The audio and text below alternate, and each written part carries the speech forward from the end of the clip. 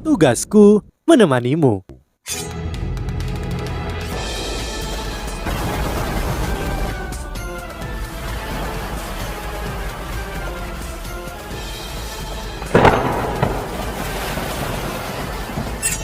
Hai sahabat Pasuk, kembali lagi bersama alur cerita versi novel Solen 2 Sekte Tang yang tak tertandingi. Jangan lupa like, subscribe, dan nyalakan tanda lonceng. Mari kita lanjutkan. Dia bisa menggunakan lengan kirinya. Apakah dia menipu kita selama ini? Di area peristirahatan, harimau kalajengking Daulo tampak sangat pucat saat dia menyaksikan semuanya. Ya, Yu Hao bisa menggunakan lengan kirinya, namun dia tidak menipu siapapun. Itu karena lengan kirinya baru saja pulih beberapa hari yang lalu. Dia mengandalkan distilat murni untuk berkultivasi saat dia menyerap energi asal es pamungkas dengan kecepatan lebih cepat dari sebelumnya. Dia menyerap sedikit demi sedikit setiap harinya. Dengan cara ini, kultivasinya meningkat dengan kecepatan yang signifikan. Dan energi asal dari es pamungkas di lengan kirinya sangat menurun. Setelah energi asal sepenuhnya dinetralkan di lengan kirinya, secara alami lengan kirinya telah pulih. Es pamungkas menyebar dengan kecepatan yang menakutkan dan secara bertahap membekukan lemak di tubuh Lu Genggeng. Saat Yu Hao melepaskan kebangkitan kedua jiwa tubuhnya, dia juga mengangkat tangan kirinya. Teknik ledakan es dirilis. Dalam wilayah tertentu, semua materi beku akan terpengaruh oleh teknik ledakan es. Meskipun Yu Hao tidak memasukkan teknik ledakan es ke dalam kekuatan jiwa kekejian, itu sudah cukup untuk menghancurkan lemak bekunya. Serangan ini segera melukai Lu Genggeng secara kritis. Yan Feng akhirnya bisa melihat sekitarnya. Cahaya terdistorsi telah berubah lebih jelas di tengah ledakan yang memekakkan telinga. Dia melihat dengan matanya sendiri bahwa gumpalan lemak berserakan di mana-mana. Lu Genggeng berteriak secara tragis ketika dia terlempar saat Yu Hao dan Wang Dong'er menyerangnya dari samping. Cahaya emas gelap yang kuat berubah menjadi pisau cahaya besar, dan pisau ini menebas tubuh Lu Genggeng yang babak belur. Naga tulang milik Yan Feng mengeluarkan raungan drakonik yang parau. Matanya dipenuhi dengan napi roh yang menyala sangat kuat. Cahaya biru es mengelilingi tubuhnya dan langsung diubah menjadi arus besar yang menyerang Yu Hao dan Wang Dong'er. Seluruh panggung kompetisi ditutupi oleh lapisan es pada saat ini. Guntur bergemuruh di langit dan badai mengamuk. Hujan deras turun. Ada ledakan besar ketika pahatan es besar tiba-tiba muncul di panggung. Serangan Yan Feng bukanlah lelucon. Dalam keadaan wujud roh pelindungnya sebagai naga tulang, kekuatan bertarungnya sangatlah besar. Ya, pastinya orang yang paling menakutkan di turnamen ini. Patung es muncul setelah serangan Yan Feng, namun itu berubah menjadi bubuk es yang berserakan. Kekuatan es jahat dipenuhi dengan niat kebencian dan destruktif dari roh pendendam. Setelah diserang, target langsung dihancurkan. Ini sudah berakhir. Naga tulang milik Yan Feng menunjukkan tatapan arogan, namun kesombongannya berubah menjadi kejutan di saat berikutnya. Cahaya-cahaya di sekitarnya tersebar dan sesosok melayang di udara tidak jauh darinya. Bagaimana ini mungkin? Mereka seharusnya terbunuh oleh nafas pembasmiku. Kenapa mereka masih di sini? Yan Feng hanya melihat Wang Dong'er membantu Yu Hao tetap di udara. Setelah itu, ia menemukan bahwa kekejian yang telah diubah oleh Lu Genggeng telah menghilang. Lemak menjijikkan itu juga hilang. Sisa panggung normal, tetapi rekan satu timnya sudah tidak ada satu lagi. Kesedihan dan ketidakpercayaan terpancar darinya. Yu Hao tersenyum dan berkata kepada Yan Feng, "Kamu sangat kuat ketika kamu membunuh rekan satu timmu sendiri." Hati Yan Feng tenggelam. Dia akhirnya menyadari apa yang terjadi. Bagaimana kamu melakukannya? ketika aku berada di kondisi wujud roh pelindungku, kekuatan spiritualku terbakar sebagai api roh. Itu menyebabkan kontrol spiritual banyak orang kehilangan efek. Kultivasimu begitu jauh dariku. Bagaimana ini mungkin? Yan Feng akhirnya mengerti. Baru saja dia telah dipengaruhi entah bagaimana oleh Yu Hao dan berpikir Lu Genggeng adalah Yu Hao dan Wang Dong'er, namun dia masih terkejut dengan bagaimana Yu Hao berhasil menipunya. Yu Hao berkata, apakah kau pikir aku akan memberitahumu? Kepala naga tulang Yan Feng terangkat dan dia berkata dengan dingin, kau membunuh teman satu timku. Aku akan mengolah jiwamu selama 49 hari dan membiarkanmu menderita siksaan paling menyakitkan di dunia ini sebelum aku membiarkanmu mati. Yu Hao tersenyum. Jika kau bisa. Yan Feng mendengus. Kesenjangan dalam kemampuan kita tidak bisa dijangkau dengan mudah. Jika aku tidak salah, kekuatan spiritualmu pasti sudah cukup tinggi setelah penilaianku sebelumnya. Dengan kehebatan pertahanan wujud roh pelindungku, seranganmu tidak mungkin mengatasi pertahananku. Jika kau tidak terus menggunakan kekuatan spiritualmu untuk menggangguku, kau pasti akan kalah dalam pertempuran ini. Apakah begitu? Mari kita coba.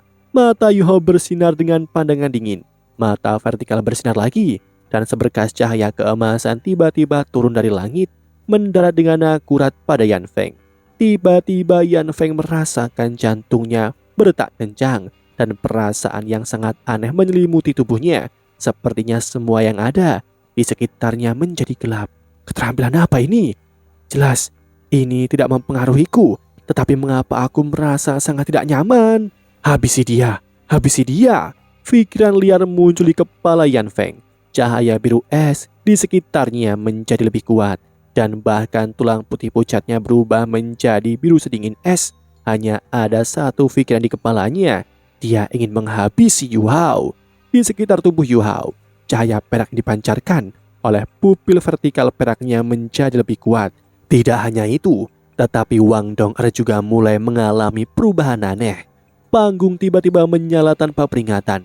Sebuah lingkaran cahaya yang berkedip dengan cahaya emas keputihan telah menyebar dari tubuh Yu Hao. Setelah itu, seluruh panggung menyala dengan seberkas cahaya keemasan perak. Sinar cahaya ini muncul terlalu tiba-tiba dan juga sangat kuat dan menyilaukan. Seiring dengan badai dan hujan yang tiba-tiba, para penonton menjadi sangat bersemangat. Namun tidak ada yang tahu apa yang sedang terjadi di atas panggung kompetisi saat ini. Sinar cahaya hanya bertahan sesaat sebelum menghilang, namun sesuatu yang mengejutkan muncul di panggung. Naga tulang yang sebelumnya melayang ke udara dan siap untuk membantai Yu Hao dan Wang Dong'er saat melepaskan semua kekuatan jiwanya, jatuh dengan paksa ke tanah. Ledakan memekakkan telinga bergema sebagai dampaknya. Setelah itu, cahaya dari mata vertikal Yu Hao menghilang. Sayap Wang Dong'er menutup dan menelannya. Cahaya keemasan terang naik, raungan naga dan suara nyanyian yang menyenangkan terdengar pada waktu yang hampir bersamaan. Cahaya keemasan tiba-tiba terpisah dari bagian depan dan belakang tubuh Yu Hao. Di udara, ia berubah menjadi 3 sosok. Di depan tubuhnya ada Dewi Cahaya Emas. Di belakangnya ada juga Dewi Cahaya Emas lainnya. Kedua sosok emas yang menggairahkan muncul di depan dan di belakang Yu Hao begitu saja. Mereka membentuk citra aneh di udara. Sangat disayangkan bahwa tidak ada yang bisa melihat dengan jelas penampilan ini. Mereka terlihat sangat rumit tetapi tidak identik. 2 garis cahaya emas melesat ke arah Yu Hao. Cahaya putih dan cahaya biru hijau muncul pada saat yang bersamaan. Emas, putih, biru hijau, biru dan ungu.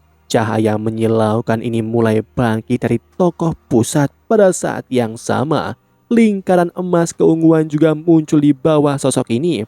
Itu bukan cincin jiwa, tapi lingkaran cahaya dengan pola bunga yang elegan. Lingkaran ini termasuk pola totem naga. Pola totem Dewi Kupu-Kupu Cahaya, seorang wanita yang menggairahkan, pupil misterius, dan cacing gemuk. serta ada kalajengking yang melintas dengan cahaya biru.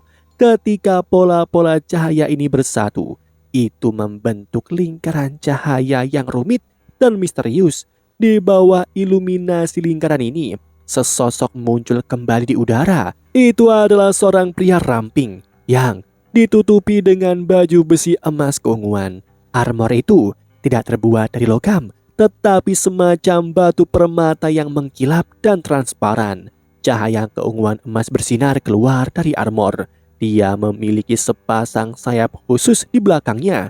Itu mengadopsi struktur sayap yang tampaknya milik semacam naga kuno yang sakral.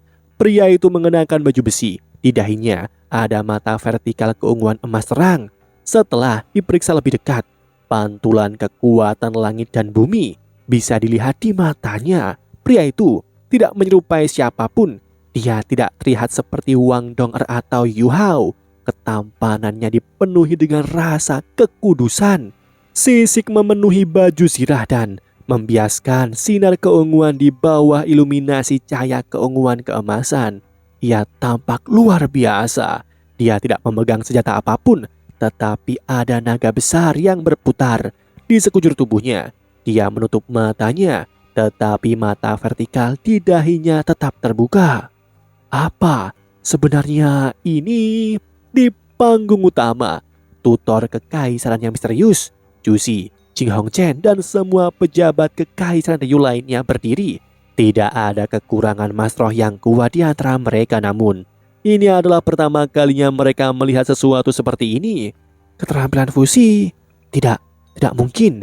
Ini tidak terlihat seperti keterampilan fusi. Bagaimana bisa ada begitu banyak perubahan dalam keterampilan fusi? Selanjutnya, Kekaisaran Ryu telah melakukan penyelidikan menyeluruh terhadap Yu Hao dan Wang Dong'er. Tidak ada catatan transformasi semacam ini yang digunakan oleh mereka. Ketika sosok keunguan emas muncul, cuaca berubah.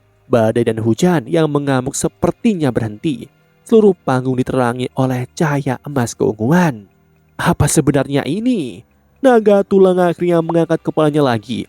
Ketika semua orang melihat panggung bersinar dengan cahaya keemasan dan perak, Yan Feng telah melihat mata perak bersinar terang ketika jiwa tubuh Yu Hao menjalani kebangkitan kedua.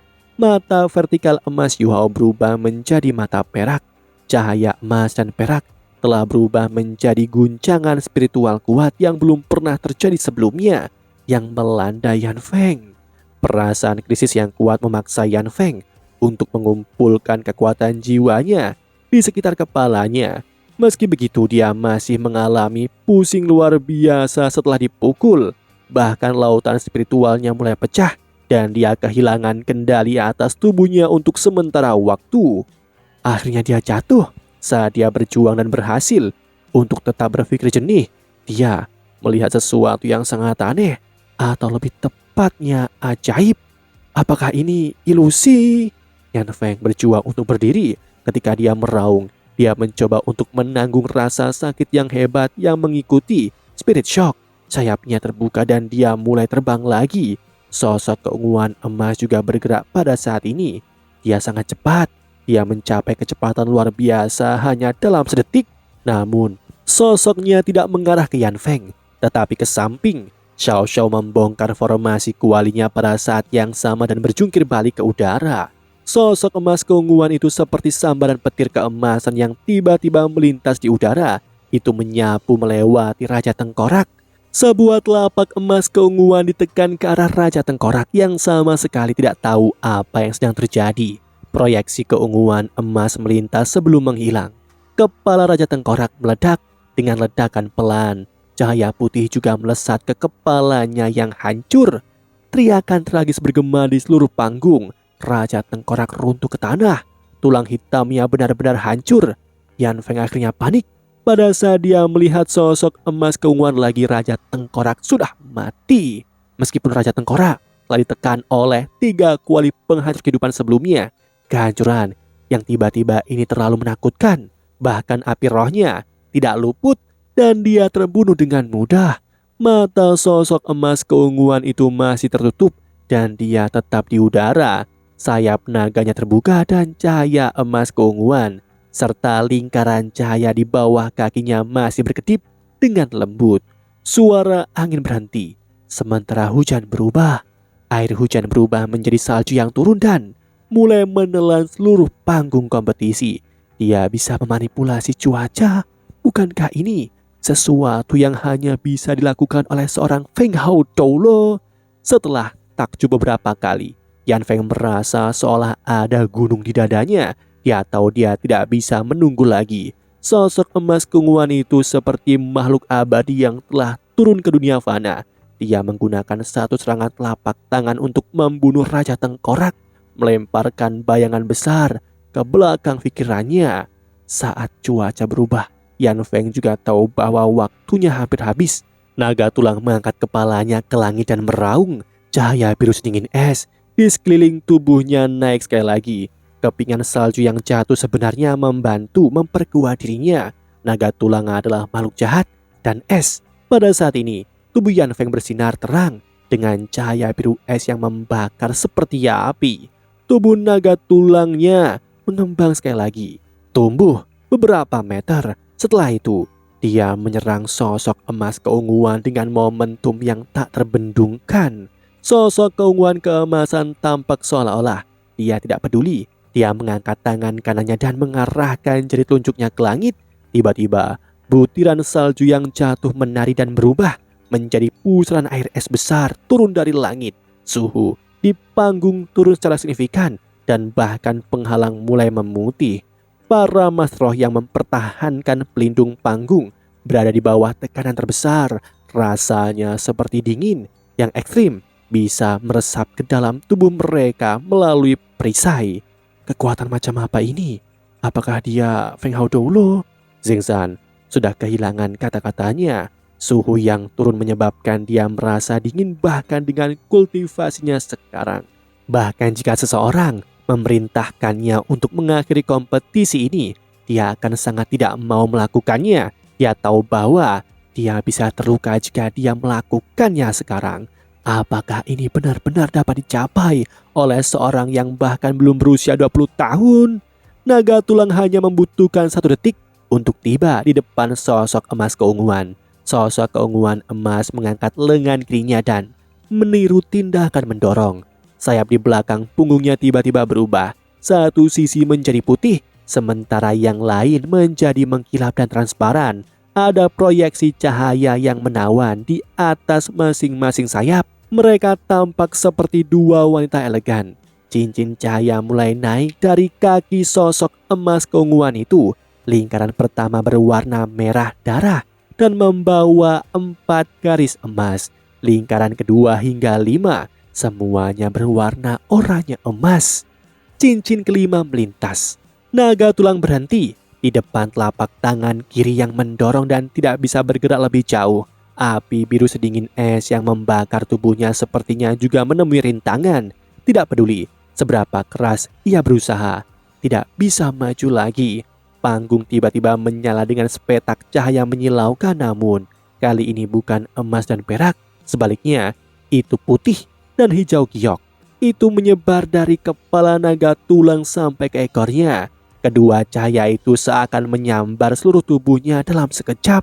Kepingan salju yang berputar di atas panggung juga berhenti. Kemudian mereka mulai bangkit dan berubah menjadi bilah es yang menembak ke langit. Hujan yang turun disayat oleh bilah-bilah ini dan berubah menjadi salju. Akhirnya itu berubah menjadi tornado es besar yang berputar di langit. Zengzan kini linglung saat dia menyaksikan semua ini. Pupil matanya menyusut. Tepat ketika cahaya putih dan biru hijau menyala, dia merasakan merinding di sekujur tubuhnya. Bahkan dia tidak yakin apa yang akan dia lakukan jika menghadapi serangan semacam ini. Kekuatan macam apa ini? 8 cincin. Serangan ini setidaknya harus berada pada level Doulo jiwa 8 cincin. Tidak heran Zengzan takut. Meskipun dia adalah instru jiwa kelas 9 lagi pula, dia tidak memiliki kekuatan bertarung dari seorang Feng Hao Doulo sejati. Bagaimana ini mungkin?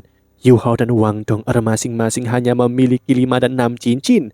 Kekuatan gabungan mereka sebenarnya mampu mencapai tingkat 8 cincin.